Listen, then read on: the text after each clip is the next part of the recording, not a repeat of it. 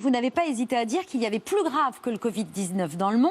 C'est quand même une pandémie qui paralyse la moitié de l'humanité, hein. Près de 4 milliards de personnes. C'est inédit, sans précédent, mais malgré tout, vous pensez qu'on en fait trop ? Alors, il y a plus grave, évidemment, dans le monde que le Covid-19. Il faut rappeler que 9 millions d'êtres humains meurent de malnutrition chaque année. 9 millions chaque année, depuis des décennies. 9 millions, dont 3 millions d'enfants meurent chaque année. Bon, en France, il y a pour l'instant 20 000 morts à peu près du Covid-19. C'est beaucoup trop, c'est évidemment très triste.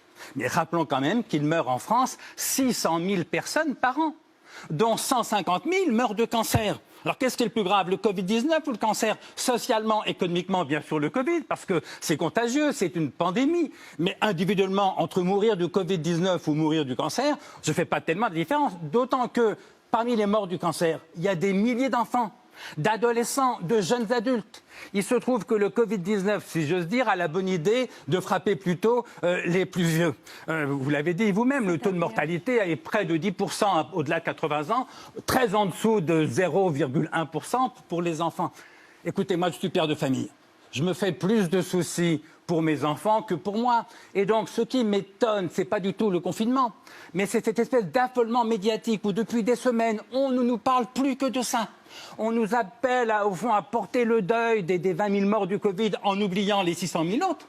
Moi, je me demande en quoi est-ce que les 20 000 morts du Covid-19 méritent davantage de compassion, de respect, d'intérêt que les 600 000 autres morts, et notamment que les 3 millions d'enfants. 3 millions d'enfants qui meurent tous les ans de malnutrition, dont personne ne parle et dont tout le monde se fout.